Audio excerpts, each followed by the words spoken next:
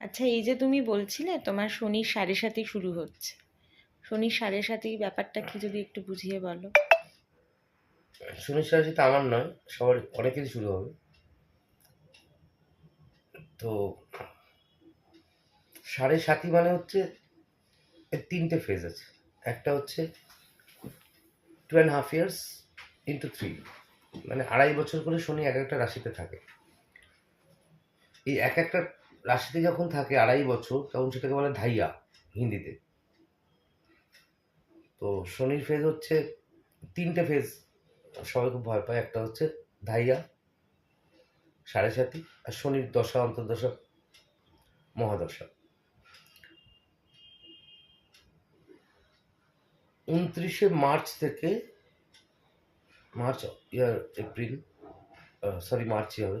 29শে March থেকে শনি মকর রাশির যে সাড়ে সাতি, সেটা লাস্ট ফেজ। তার মানে হচ্ছে মেষ রাশির আগে মকর, কুম্ভ, মিন রাশিতে প্রবেশ করবে। ঠিক আছে। রাশি আমরা দুরকম দেখি। একটা হচ্ছে লগ্ন থেকে, যে লগ্নে জাতকের জন্ম। রাশি অ্যাকচুয়ালি 12টাই, কিন্তু আমাদের অ্যাস্ট্রোলজিতে আমরা রাশি বলি কাকে, যেটা হচ্ছে চন্দ্র যেখানে বসে আছে সেই রাশিটাকে আমরা রাশি বলি। আর লগ্ন হচ্ছে অ্যাসেন্ডেন্ট।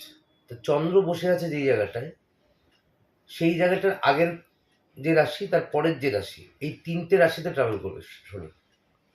দুটোই এফেক্টেড হবে। তা আমার চন্দ্র বসে আছে মেষ রাশিতে। তা মেষ রাশির চন্দ্র এফেক্ট পেতে আরম্ভ করবে তার আগের রাশি থেকেই। মকর, কুম্ভ, মিনে ঢুকছে, এরপরে মিশে আসবে। যেই মিনে ঢুকছে তখন মকর রাশিকে ছেড়ে যাচ্ছে। মকর, কুম্ভ, মিন, ওই 7.5 বছর কভার করে শনি এবার ট্রাভেল করছে মীন রাশি। কিন্তু মেষ রাশি তারপরে পরের রাশি, সেও কিন্তু তখন থেকে এফেক্ট হওয়া আরম্ভ করবে। তাহলে চন্দ্র যেখানে বসে আছে সেখানে যখন শনি প্রভাব দেবে, সবার আগে যেটা হবে বুদ্ধিভ্রম। মানে শনির সাড়ে সাথে জাতক যে কষ্ট পায়, প্রথম কষ্ট, এই কষ্টটার কারণই হচ্ছে তার বুদ্ধি ভ্রষ্ট হয়ে যায়, তার ব্রেন কাজ করে না। সে এমন এমন ডিসিশন নেবে, এমন এমন কাজ করে ফেলবে, যেটা তাকে তার পরবর্তী জীবনে ভোগান্তিতে, এই ভোগান্তিটা তাকে শিক্ষা দেবে।